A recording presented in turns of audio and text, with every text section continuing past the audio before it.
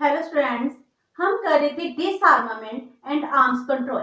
Last session में हमने economic theory of डिसआर्मामेंट की एंड आज हम इस सेशन में करेंगे डिसआर्मामेंट की क्या इंपॉर्टेंस है, इसको इम्प्लीमेंट करने में कौन सी प्रॉब्लम्स आ रही हैं। डिसआर्मामेंट की पॉलिसी जिससे हम कहते हैं इंटरनेशनल लेवल पर पीस, सिक्योरिटी, प्रोस्पेरिटी को अचीव किया जा सकता है, लेकिन आज भी डिसआर्मामेंट की प्रॉब्लम अनसॉल्व प्रॉब्लम है। इसको सॉर्ट आउट करना बहुत ही मुश्किल काम हो चुका है।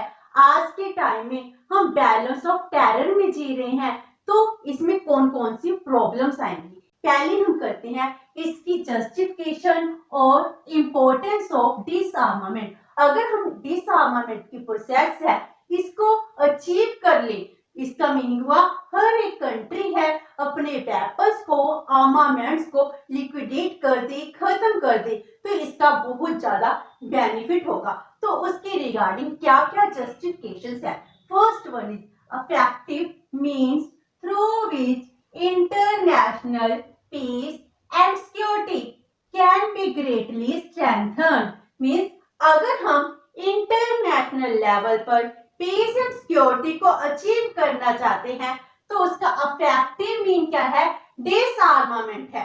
क्योंकि जब डिसआर्मामेंट होगा इससे हमको पता है किसी भी कंट्री के पास आर्मामेंट्स नहीं है, इसीलिए वहां पर अगर आर्मामेंट्स नहीं होंगे तो इंटरनेशनल लेवल पर कभी भी वर्ल्ड वॉर जैसी सिचुएशन ही क्रिएट नहीं होगी। तो इंटरनेशनल लेवल पर पीस एंड सिक्योरिटी है, इसको हम और भी ज्यादा स्ट्रेंथन कर सकते हैं, तो इससे प्रोस्पेरिटी इंक्रीज होगी। Number 2, helpful in the preservation of the civilization. अगर हम चाहते हैं सिविलाइजेशन को प्रिजर्व करना तो डिसआर्मामेंट बहुत जरूरी है। वर्ल्ड वॉर होती है, वर्ल्ड वॉर 1 एंड 2, उसके जो रिजल्ट्स थे वो रिजल्ट हमने देखे हैं। इसका मीनिंग क्या हुआ कि वो ह्यूमन काइंड पर बहुत ज्यादा डेंजरस एक्शन था। ह्यूमन काइंड है उसकी एग्जिस्टेंस खत्म भी हो सकती है। जिस तरह आज के टाइम में हम न्यूक्लियर वेपन के साथ लड़ रहे हैं, तो ये किस चीज को रिप्रेजेंट कर रहा है, ये रिप्रेजेंट करते हैं ह्यूमन काइंड के डेंजरस को, उसकी एग्जिस्टेंस को। अगर हम सिविलाइजेशन को प्रिजर्व करना चाहते हैं तो बहुत जरूरी है डिसआर्मामेंट की पॉलिसी को अडॉप्ट किया जाए। Next is against the immoral action of war and violence. War को हम मॉरल एक्शन नहीं कह सकते, वॉर क्या है, इमोरल एक्शन है। अगर हम वायलेंस क्रिएट करते हैं, किसी को थ्रेट देते हैं, तो ये क्या है, इमोरल एक्शन। जैसे आज के टाइम में रशिया थ्रेट दे रहा है कि हम न्यूक्लियर वेपन यूज कर सकते हैं, तो वहां पर वॉर की सिचुएशन है। इसका मीनिंग क्या हुआ, वायलेंस है, वॉर है। वो किस वजह से हो रही है, क्योंकि आर्मामेंट्स हैं। अगर आर्मामेंट्स नहीं होंगे तो वॉर एंड वायलेंस की सिचुएशन है ये भी खत्म हो सकती है। Next is helpful in transforming the tensed environment into harmonised situation. जो हमारा टेंस्ड एनवायरनमेंट है, जिससे टेंशन से है कि कोई कंट्री हम पर अटैक ना कर दे, इस टेंस्ड एनवायरनमेंट को अगर हम हार्मोनाइज्ड एनवायरनमेंट में कन्वर्ट करना चाहते हैं, अगर हम पीस है इसको क्रिएट करना चाहते हैं, तो बहुत जरूरी है कि हमको एक ऐसे इन्वायरमेंट को क्रिएट किया जाए जिसमें किसके पास आर्मामेंट ना हो। तो इससे क्या होगा, टेंस्ड इन्वायरमेंट है वो सिचुएशन खत्म हो जाएगी और लोग अपनी प्रोस्पेरिटी के लिए सोचना शुरू कर देंगे, इकोनॉमी की डेवलपमेंट के बारे सोचेंगे। Next is against the balance of terror. जो बैलेंस ऑफ टेरर है ये सबसे इंपॉर्टेंट है, क्योंकि आज के टाइम में अगर इंटरनेशनल लेवल पर पीस एंड सिक्योरिटी है वो किसकी वजह से है, बैलेंस ऑफ टेरर की वजह से है। आज के टाइम में हम डर रहे हैं क्योंकि हमारे पास जो ऑपोजिट कंट्री है, जो हमारी एनिमी है, हम उस पर अटैक क्यों नहीं करें, क्योंकि जितने वेपन्स, जितने आर्मामेंट्स हमारे पास है वैसे आर्मामेंट उनके पास है। तो इसका मीनिंग क्या हुआ, अगर हमने उन पर अटैक किया वो हम पर अटैक करेंगे, तो इसका मीनिंग हम डर रहे हैं। तो बैलेंस ऑफ टेरर में पूरा वर्ल्ड है आज के टाइम में जी रहा है। इसीलिए जी जरूरी है इस सिचुएशन को खत्म कर पीसफुल इन्वायरमेंट क्रिएट किया जाए, और वो किससे हो सकता है? Only and only via डिसआर्मामेंट। Next is practical importance. जो डिसआर्मामेंट की पॉलिसी है इसकी प्रैक्टिकल इंपॉर्टेंस भी है, क्योंकि आज के टाइम में जितने भी मॉडर्न इलेक्ट्रॉनिक वॉरफेयर है वो सबसे बड़ा डेंजर है। इस डेंजर से बचने के लिए डिसआर्मामेंट से बेस्ट पॉलिसी कोई भी नहीं हो सकती। अगर हम डिसआर्मामेंट करते हैं, आर्म्स कंट्रोल करते हैं, इससे कितना ज्यादा बेनिफिट होगा कि हमको जो इलेक्ट्रॉनिक वॉरफेयर सिचुएशन है इसको कभी सामना भी नहीं करना पड़ेगा। And last one is डिसआर्मामेंट is better than collective security. पुराने टाइम में क्या करते थे? नेशंस थे आपस में मिलकर कलेक्टिव सिक्योरिटी है इसके कॉन्सेप्ट के अकॉर्डिंग अपने आप को सेव करते थे। अगर एक कंट्री हम पर अटैक करेगी, हम सब मिलकर क्या करेंगे? उसका सामना करेंगे। तो इसका मीनिंग हो गया कलेक्टिव सिक्योरिटी। तो कलेक्टिव सिक्योरिटी की भी आपको जरूरत नहीं है अगर हम डिसआर्मामेंट पॉलिसी अपनाते हैं, क्योंकि हमको पता है कोई भी कंट्री किसी पर अटैक नहीं करेगी, क्योंकि किसी के पास आर्मामेंट्स नहीं है। तो ये थी जस्टिफिकेशन एंड इम्पोर्टेंस ऑफ डिसआर्मामेंट। लेकिन फिर भी डिसआर्मामेंट की इतनी इम्पोर्टेंस होते हुए भी इसको कोई भी कंट्री अपना नहीं रही है। तो इसमें कौन सी प्रॉब्लम्स हैं? Hindrances in the way of डिसआर्मामेंट। डिसआर्मामेंट के वे में कौन कौन सी प्रॉब्लम्स आ रही हैं?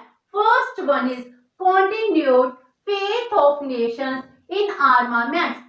जो नेशंस हैं उनका कंटिन्यू फेथ है इन आर्मामेंट्स, तभी तो सभी कंट्री आर्मामेंट के प्रोसेस में बहुत ज्यादा फास्ट हो चुकी हैं। हम इंडिया, हम कहते हैं हम पूरे वर्ल्ड पर पीस को क्रिएट करना चाहते हैं। क्या हमारे पास आर्मामेंट्स की कोई कमी है? नहीं। आज के टाइम में नेशनल पावर है वो किस रूप में दिखा रहे हैं? हम आर्मामेंट्स के रूप में दिखा रहे हैं। इसीलिए कंट्रीज का जो कंटिन्यू फेथ है कि आर्मामेंट से बेस्ट पॉलिसी कोई भी नहीं हो सकती। And next is the problem of agreement on the ratios of strength. Means जो आर्मामेंट्स हैं, आर्मामेंट को अगर हम डिसआर्मामेंट में कन्वर्ट करना चाहते हैं तो मींस अगर हम आर्म्स कंट्रोल कर रहे हैं तो रेशियो ऑफ स्ट्रेंथ, आपके पास आर्मामेंट्स हैं वो कितने होने चाहिए, किस टाइप के होने चाहिए, इनकी रेशियो को डिफाइन करना, डिटरमिन करना भी बहुत मुश्किल है, क्योंकि हमारे पास कोई भी साइंटिफिक थ्योरी नहीं है जिससे हम रेशियो ऑफ स्ट्रेंथ को डिटरमिन कर सके। एंड हर एक कंट्री की अपनी अपनी लोकेशन है, ज्योग्राफी है, पॉपुलेशन है, अपनी अपनी प्रॉब्लम्स हैं। तो इस वजह से हमारे पास एक क्राइटेरिया नहीं है जिससे हम डिफरेंट टाइप्स के आर्मामेंट्स है उन आर्मामेंट्स की रेशियो को डिटरमिन कर सके। तो इसमें जितने भी नेशंस हैं इनका एग्रीमेंट नहीं हो पाता है। Next is problem of implementing डिसआर्मामेंट and arms control agreement on ratio. मान लो किसी ना किसी वजह से हमने रेशियो को डिटरमिन कर लिया, फिर उसका एग्रीमेंट भी हो गया। अब प्रैक्टिकल प्रॉब्लम आती है कि उसको इम्प्लीमेंट करना। तो जितने भी नेशंस हैं इनको इम्प्लीमेंट नहीं कर पाते हैं। आज के टाइम में जितनी भी ट्रीटीज हो रही हैं, जब पास्ट में जितनी भी ट्रीटीज हुई हैं जिनमें कहा गया था हम अपने वेपन्स को 30%, 70% रिड्यूस करेंगे, लेकिन कोई भी कंट्री इस चीज को अचीव नहीं कर पाई है। तो मीनिंग इम्प्लीमेंटेशन प्रॉब्लम आती है। Next is problem of distrust. आज के टाइम में क्या आपको किसी भी कंट्री पर ट्रस्ट है? हम कौन सी इन्वायरमेंट में रह रहे हैं? एक टेंस्ड डिस्ट्रस्ट इन्वायरमेंट में रह रहे हैं। हमको तो अपनी नेबरिंग कंट्री पर भी ट्रस्ट नहीं है। अगर हम शांति से बैठेंगे, अगर हम शांति दूत बन गए तो हमारी नेबरिंग कंट्री हम पर अटैक कर सकती है। इसीलिए हमको हर टाइम क्या करना पड़ेगा? अपने आर्मामेंट्स है, अपनी आर्मी है, इसको एक्टिव रखना पड़ेगा, क्योंकि आज का सिचुएशन क्या है? डिस्ट्रस्ट की सिचुएशन बन चुकी है। तो ये भी एक प्रॉब्लम है जिससे हम आर्मामेंट को फेवर कर रहे हैं। Next is sense of insecurity, क्योंकि जो डिसआर्मामेंट है, डिसआर्मामेंट से हम इनसिक्योर हो जाएंगे क्योंकि हमारे पास आर्मामेंट्स नहीं है। तो इसका मीनिंग क्या हो, जो पहले ट्रेडिशनली वेपन के साथ हम लड़ाई करते थे, आज के टाइम फिर वो लड़ाई स्टार्ट हो जाएगी। तो जो आर्मामेंट्स हैं, आर्मामेंट्स क्या रिप्रेजेंट करते हैं, सिंबल ऑफ सिक्योरिटी, जे हमारी सिक्योरिटी को रिप्रेजेंट करते हैं। अगर हम रियलिटी देखें, रियलिटी में तो यही है कि एक कंट्री दूसरी कंट्री पर अटैक क्यों नहीं करे। हम अगर एग्जांपल लें इंडिया, चाइना एंड पाकिस्तान की, हमारे तीनों के पास न्यूक्लियर वेपन्स है। क्या हम एक दूसरे पर न्यूक्लियर अटैक कर सकते हैं? नहीं कर सकते। हमें डर है अगर हमने उन पर न्यूक्लियर अटैक किया वो भी हम पर करेंगे। इसका मीनिंग हमारी कंट्रीज पूरी तरह डिस्ट्रॉय हो जाएंगी, इसीलिए हम डर रहे हैं। तो आर्मामेंट्स क्या है, एक सिंबल है सिक्योरिटी का, इसीलिए हम आर्मामेंट्स को फेवर कर रहे हैं।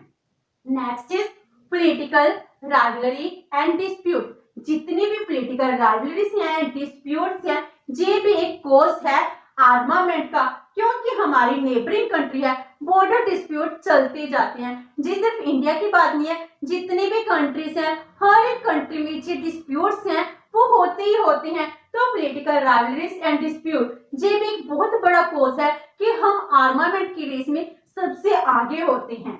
Next is highly dynamic nature of military technology.